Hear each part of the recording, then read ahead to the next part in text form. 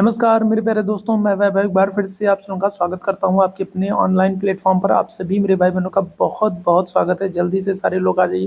फिर आज के सेशन की हम लोग शुरुआत करेंगे और इन्वायरमेंट के कुछ बहुत इंपॉर्टेंट क्वेश्चंस को हम लोग डिस्कस करने वाले हैं, जो कि आपके टेट के, सीटेट के, एस्टेट के और अन्य एक दिवसीय एग्जाम के लिए काफ़ी इंपॉर्टेंट हो सके। तो जितने मेरे भाई बहन जुड़ते चल रहे हैं, आप लोगों से निवेदन है सेशन को एक बार शेयर कर दिए ताकि बाकी साथियों तक ये सेशन पहुँच सके और वो भी इस सेशन के साथ जुड़ सके।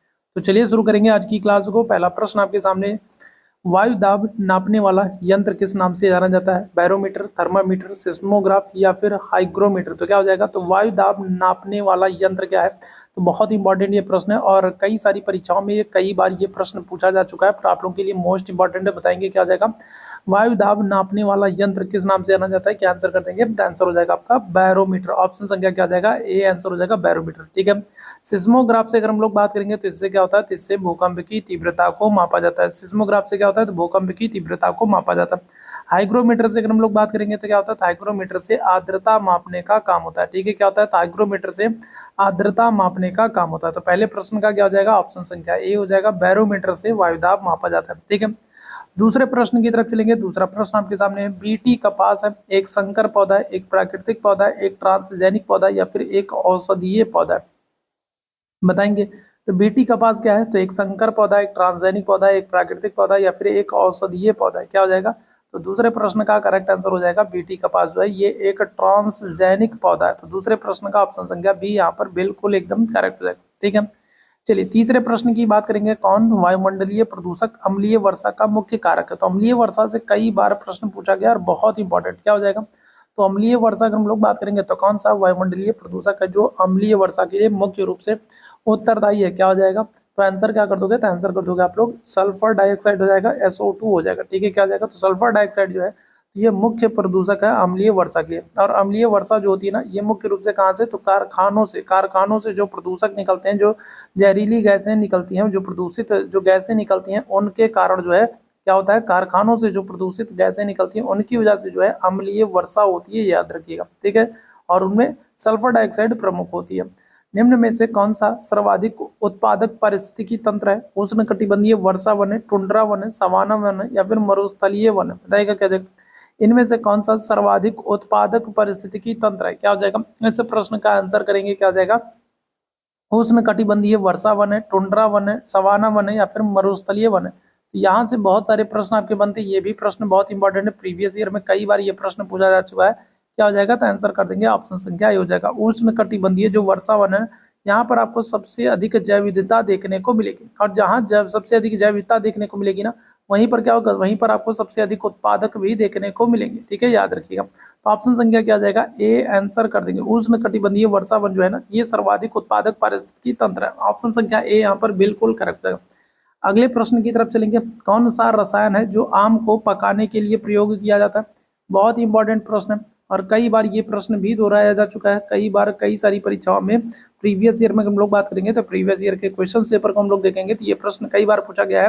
आपसे पूछा गया है कि फलों को पकाने के लिए या फिर कहें आम को पकाने के लिए किसका प्रयोग करते हैं? कैल्शियम कार्बोनेट का, कैल्शियम हाइड्रोक्साइड का, कैल्शियम कार्बाइड का या फिर कैल्शियम क्लोराइड का? क्या हो जाएगा? तो फलों को पकाने के लिए कहेंगे या फिर आम को पकाने के लिए कहेंगे तो किसका? तो कैल्शियम कार्बाइड का प्रयोग करते हैं। ऑप्शन संख्या क्या आ जाएगा? सी आंसर करोगे। किसका? तो कैल्शियम कार्बाइड का प्रयोग करेंगे। ठीक है, ध्यान रखिए। ऑप्शन संख्या क्या हो जाएगा? सी आंसर कर दीजिएगा। कौन सी बीमारी दूषित जल के सेवन से होती है? बताइएगा। एड्स होगा, टाइफाइड होगा, एनीमिया होगा या फिर टेटनेस हो जाएगा? क्या हो जाएगा? तो कौन सी बीमारी है जो दूषित जल का सेवन करने से होती है? बहुत इंपॉर्टेंट ये प्रश्न भी प्रीवियस ईयर में कई सारे एग्जाम में पूछा गया। बहुत इंपॉर्टेंट क्वेश्चंस को आज के सेशन में हम लोग करने वाले हैं और ऐसे प्रश्नों को बिल्कुल तैयार रखें। ये कुछ ऐसे प्रश्न है ना जो बार बार आपके एग्जाम में आपसे पूछे जाते हैं। ठीक है, तो ये कुछ ऐसे प्रश्न है ना जो बार बार आपसे पूछे जाते हैं। प्रीवियस ईयर में कितनी बार ये सारे प्रश्न दोहराए जा चुके हैं। तो क्या हो जाएगा? कौन सा बीमारी जो है वो दूषित जल से होती है? क्या हो जाएगा? दूषित जल का सेवन करने से होती है। तो आंसर कर देंगे ऑप्शन संख्या बी हो जाएगा, टाइफाइड होता है। ठीक है, क्या हो जाएगा? तो आप आंसर कर दोगे। क्या हो जाएगा? टाइफाइड हो जाएगा। एड्स की अगर हम लोग बात करेंगे तो एड्स कैसे होता है? ये तो वायरस से होता है। एड्स की अगर हम लोग बात करेंगे तो ये कैसे होता है? ये तो वायरस से होता है, याद रखिएगा। ठीक है, आगे बढ़ेंगे। कौन सी ग्रीन हाउस गैस नहीं है? तो बताइएगा। ग्रीन हाउस गैसों से भी कई बार आपके प्रीवियस ईयर में कई बार आपसे प्रश्न पूछा जा चुका है। आपको चार ऑप्शन देकर के आपसे पूछ लेगा ग्रीन हाउस गैस कौन सी नहीं है या फिर कौन सी ग्रीन हाउस गैस है। तो ग्रीन हाउस गैस में आपको याद रखना है कार्बन डाइऑक्साइड है, इसके अलावा अगर हम लोग बात करेंगे तो नाइट्रस ऑक्साइड है। इसके अलावा अगर हम लोग बात करेंगे और क्या हो जाएगा, तो क्लोरोफ्लोरोकार्बन हो जाएगा, ओजोन हो जाएगा, जलवाष्प हो जाएगा। तो ये सब ग्रीन हाउस गैसें हैं, ठीक है। कार्बन डाइऑक्साइड, नाइट्रस ऑक्साइड, इसके अलावा अगर हम लोग बात करें क्लोरोफ्लोरोकार्बन, जल वाष्प हो गया, ठीक है, जल वाष्प हो गया, ठीक है, ओजोन हो गया, ये सब ग्रीन हाउस गैस है। यहाँ पर कार्बन मोनोऑक्साइड अगर हम लोग बात करेंगे तो ये क्या हो जाएगा, तो ये ग्रीन हाउस गैस नहीं है। ऑप्शन संख्या क्या आ जाएगा, सी हो जाएगा।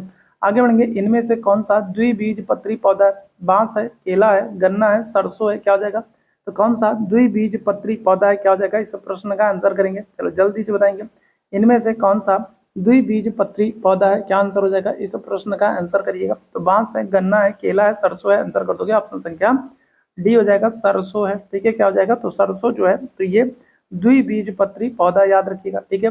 अच्छा आपसे जरा मुझे बताइएगा, तो सरसों अगर हम लोग बात कर लें तो सरसों किसकी फसल है, बताइएगा, रबी की फसल है, जायद की फसल है, किसकी फसल है, जल्दी से बताइएगा क्या हो जाएगा। तो सरसों अगर हम लोग बात करेंगे तो ये किसकी फसल है, रबी की फसल है, जायद की फसल है, खरीफ की फसल है, किसकी फसल है, ये आप लोग मुझे जरा फटाफट बताइएगा, ठीक है। पौधों में जल का अधिग्रहण किसके द्वारा होता है, ये प्रश्न भी बहुत इंपॉर्टेंट है, बताइएगा। साइंस में कई बार ये प्रश्न पूछा जा चुका है, एनसीईआरटी में अगर हम लोग बात करेंगे तो ईवीएस में कई बार ये प्रश्न पूछा जा चुका है, टेट स्टेट सीटेट में भी ये प्रश्न कई बार पूछा गया। पौधों में अगर हम लोग बात करेंगे तो जल का अधिग्रहण क्या हो जाएगा, तो जल का अधिग्रहण जो होता है वो किसके द्वारा होता है, तो आप कहोगे जाइलम के द्वारा होता है। और पोषक तत्वों की अगर हम लोग बात करेंगे तो पोषक तत्वों जो है तो वो किसके द्वारा, तो वो फ्लोएम के द्वारा। जल की बात करेंगे तो जाइलम के द्वारा, और पोषक तत्व की बात करेंगे तो फ्लोएम के द्वारा, याद रखिएगा, ठीक है। कौन सा प्रथम साहित्यिक स्रोत है, तो ऋग्वेद है, यजुर्वेद है, सामवेद है, या फिर अथर्ववेद है, कौन सा प्रथम साहित्यिक स्रोत है, तो क्या हो जाएगा, तो सबसे पुराना आपको पता है, सबसे पुराना जो सबसे प्राचीन है वो कौन सा, तो वो ऋग्वेद है। आंसर क्या आ जाएगा आपका, ऑप्शन संख्या ए हो जाएगा। सबसे प्राचीन वेद कौन सा है, तो आप कहोगे ऋग्वेद है, सबसे प्राचीन वेद है। और ऋग्वेद में आपको क्या हो जाएंगे, तो ऋग्वेद में आपको, ठीक है, कितने, तो 10 मंडल देखने को मिल जाएंगे और 1028 सूक्त देखने को मिल जाएंगे, ठीक है। क्या है, तो 10 मंडल 1028 सूक्त देखने को मिल जाएंगे। ऋग्वेद में मंत्रों का संकलन है, ठीक है, किसका है, तो मंत्रों का संकलन है। और मंत्रों का जो उच्चारण करता है वो क्या होता है, तो वो होत्रिया होता कहलाता है, ठीक है। क्या होता है, होत्रिया होता कहलाता है। ऋग्वेद में मंत्रों का उच्चारण करने वाला होत्रिया होता कहलाता है। सबसे प्राचीन वेद जो है वो आपका सबसे प्राचीन या प्रथम साहित्यिक स्रोत जो है वो क्या है, तो ऋग्वेद हो जाएगा, ठीक है। वायुमंडल में 99% भाग किन दो गैसों से मिलकर के बना है, बताइएगा। वायुमंडल में अगर हम लोग बात करेंगे तो 99% भाग कौन सी दो गैसों को मिला करके बना है, ओजोन और ऑक्सीजन, ऑक्सीजन और नाइट्रोजन, कार्बन डाइऑक्साइड और ओजोन, या फिर आर्गन और ओजोन, क्या हो जाएगा, इस प्रश्न का आंसर करेंगे। तो लगभग आपको पता है नाइट्रोजन जो है वो लगभग कितनी, तो अगर हम लोग बात करेंगे नाइट्रोजन की, ठीक है, किसकी, अगर हम लोग नाइट्रोजन की बात कर लेंगे तो नाइट्रोजन जो है तो ये आपको लगभग 78% के लगभग देखने को मिलेगी। और अगर हम लोग ऑक्सीजन की बात करेंगे तो ये लगभग 21% के लगभग आपको देखने को मिलेगी। तो क्या हो जाएगा, तो अगर हम लोग बात करेंगे तो वायुमंडल पर 99% भाग जो है वो ऑक्सीजन और नाइट्रोजन का है। ऑप्शन संख्या क्या आ जाएगा, तो बी आंसर कर दोगे, ठीक है।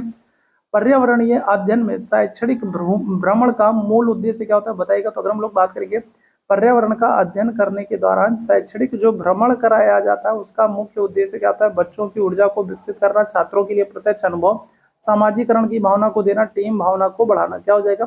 तो पर्यावरण अध्ययन में शैक्षणिक भ्रमण जो जो होता है उसका मूल उद्देश्य होता है कि छात्रों क्या करें, छात्र चीजों का प्रत्यक्ष अनुभव कर सके, चीजों को स्वयं से देख सके और देख करके उनका अनुभव कर सके, प्रत्यक्ष रूप से अनुभव कर सके।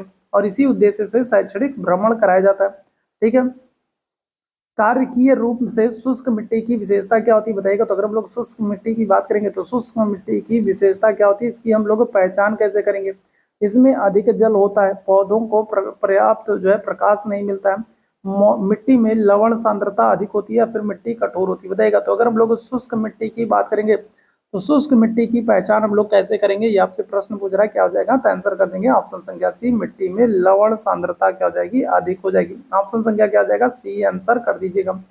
सतत और व्यापक मूल्यांकन क्यों आवश्यक है, बताइएगा। ये प्रश्न बहुत इंपॉर्टेंट है, सीटेट में कई बार पूछा जा चुका है। इसके अलावा अगर हम लोग बात करेंगे सीडीपी में, चाइल्ड डेवलपमेंट में अगर हम लोग बात करेंगे, साइकोलॉजी में कई बार ये प्रश्न पूछा गया है कि जो सतत और व्यापक मूल्यांकन होता है वो क्यों होता है, शिक्षार्थियों ने कितना नहीं सीखा है जानने के लिए, शिक्षार्थियों की प्रगति निरंतर न बनाए रखने के लिए।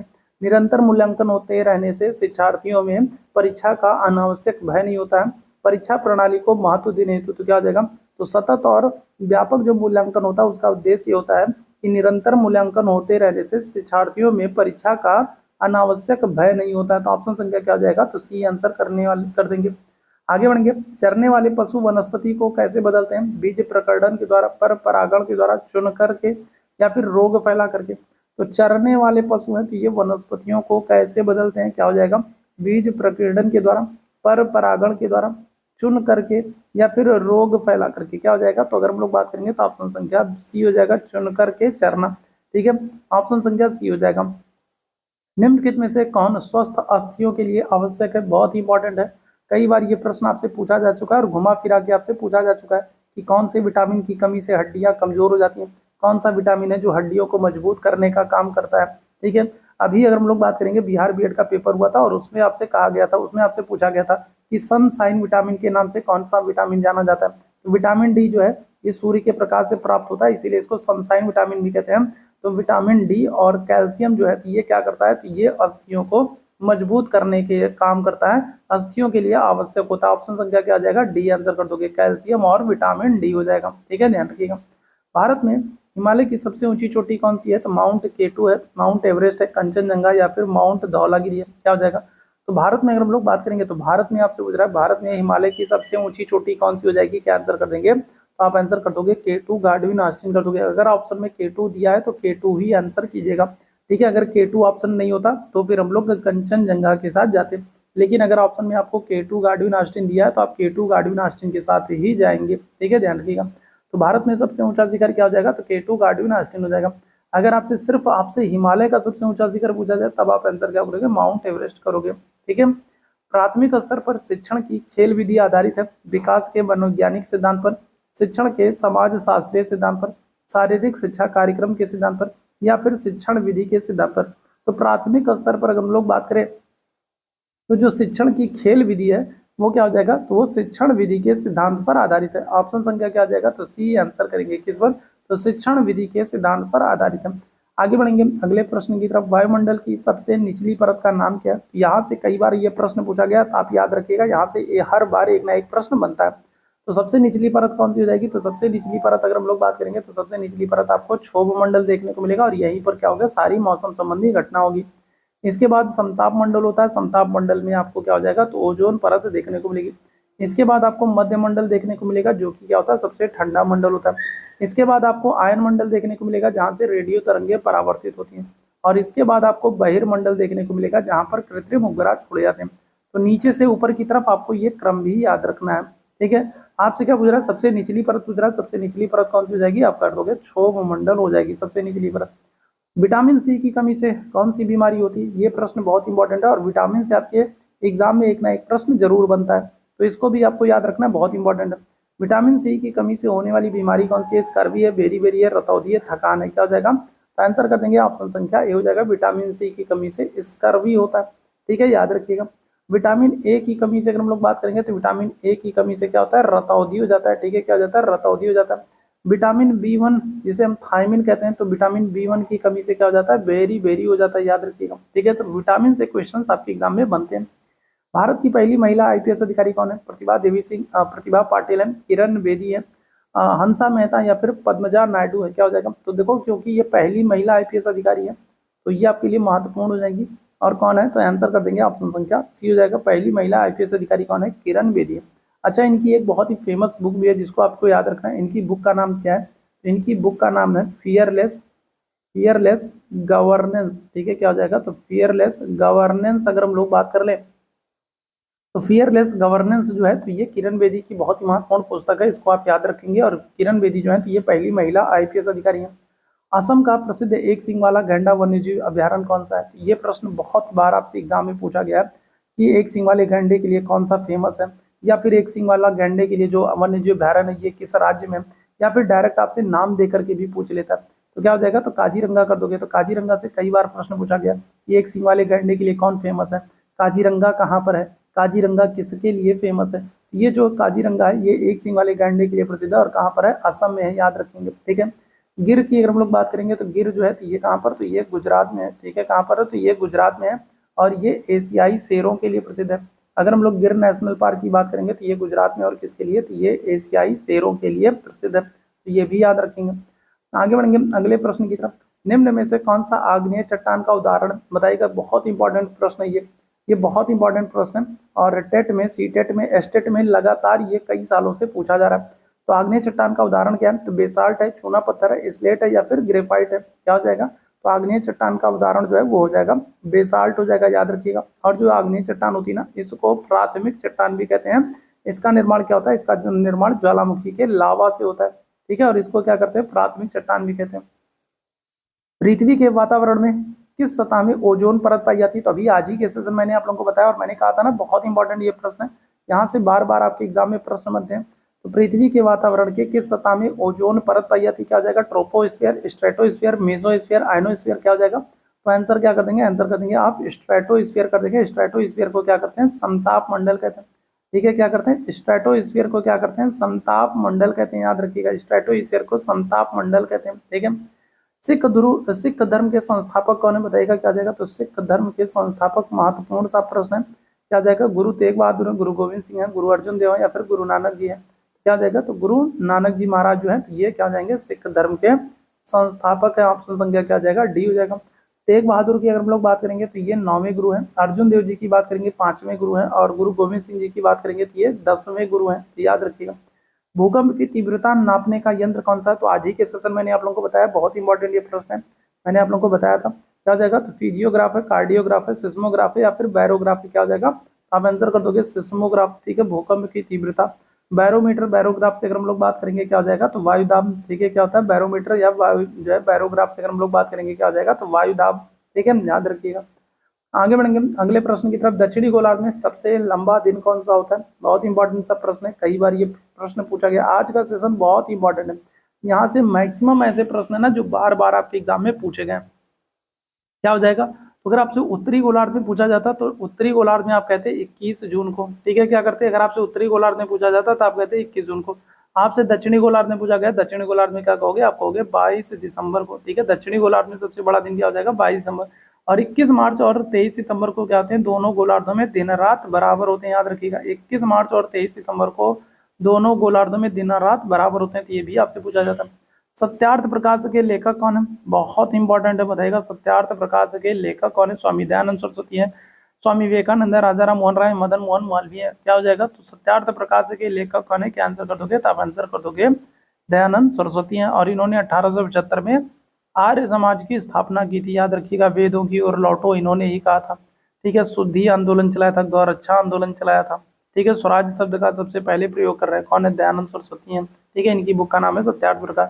बिहू भारत के किस राज्य का लोक नृत्य, बहुत इंपॉर्टेंट है, बिहू किस राज्य का, राजस्थान का, असम का, तमिलनाडु का, उत्तर प्रदेश का, क्या हो जाएगा, तो बताइएगा। तो तमिलनाडु में अगर हम लोग बात करेंगे तो पोंगल उत्सव का आयोजन होता है, तमिलनाडु में कौन सा, तो पोंगल उत्सव का आयोजन होता है, याद रखिएगा, तमिलनाडु में, ठीक है। बिहू कहाँ पर होगा, तो ये हो जाएगा आपका असम में, ठीक है। बिहू उत्सव कहाँ पर, तो आंसर कर देंगे, तो ऑप्शन संख्या सी हो जाएगा असम में। खाद्य श्रृंखला के परस्पर समूह को क्या कहा जाता है, खाद्य चक्र कहा जाता है, श्रृंखला अभिक्रिया कहा जाता है, खाद्य जाल कहा जाता है या फिर बायोमास का पिरामिड कहा जाता है, क्या हो जाएगा, तो खाद्य श्रृंखला के परस्पर समूह को क्या कहते हैं, खाद्य चक्र कहते हैं, खाद्य श्रृंखला अभिक्रिया कहते हैं, खाद्य जाल कहते हैं या फिर बायोमास का पिरामिड कहते हैं, क्या हो जाएगा, करेक्ट आंसर कर देंगे, ऑप्शन संख्या सी हो जाएगा, खाद्य जाल कहते हैं, खाद्य श्रृंखला के परस्पर समूह को क्या कहते हैं, खाद्य जाल कहते हैं। तो आज का सेशन तो बहुत ही इंपॉर्टेंट है। यहाँ से अगर हम लोग बात करेंगे तो जितने प्रश्नों पर मैंने स्टार लगाया है, जितने प्रश्नों पर मैंने स्टार लगाया तो कम से कम उन सभी प्रश्नों को एक बार आप जरूर देख लीजिएगा, क्योंकि ये सारे ऐसे प्रश्न है ना जो बार बार आपके एग्जाम में आपसे पूछे गए हैं, ठीक है। ये सारे ऐसे प्रश्न है ना जो बार बार क्या हो रहा है, जो बार बार आपके एग्जाम में आपसे पूछे जा रहे हैं, आपके लिए बहुत ही इंपॉर्टेंट है, ठीक है।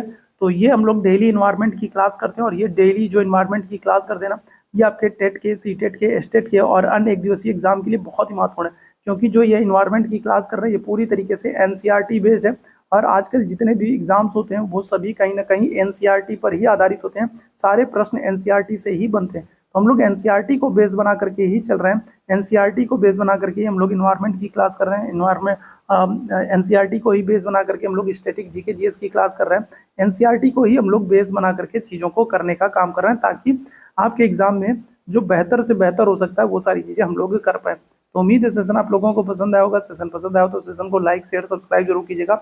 ये मेरा व्हाट्सअप नंबर है, अगर आपको सीटेट का नोट्स चाहिए, पीडीएफ चाहिए, या फिर आपको अन्य किसी एक दिवसीय एग्जाम के लिए नोट्स चाहिए, पीडीएफ चाहिए, तो आपको आपसे एक छोटी सी सहायता राशि ली जाएगी और आपको जो है नोट्स अवेलेबल कराने का काम किया जाएगा, पीडीएफ आप लोगों को अवेलेबल कराने का काम किया जाएगा, ताकि थोड़े में ही आप लोग घर बैठे बेहतर तैयारी कर सकें। जो है जो आपके लिए महत्वपूर्ण चीज़ें हैं, बस उन्हीं चीज़ों को आप पढ़ सकें और चीज़ों को आराम से आसानी से थोड़े में ही पढ़ करके ज़्यादा चीज़ों को तैयार कर सकें। तो आप इस नंबर पर मैसेज कर सकते हैं, तो एक छोटी सी सहायता राशि लेकर के चीज़ों को आपको अवेलेबल कराने का काम किया जाएगा। तो सेशन पसंद आया हो तो सेशन को लाइक शेयर सब्सक्राइब जरूर कीजिएगा। अभी के लिए हम लोग बस इतना ही करेंगे। थैंक यू सो मच आप लोगों को मेरे साथ जुड़ने के लिए। Thank you so much.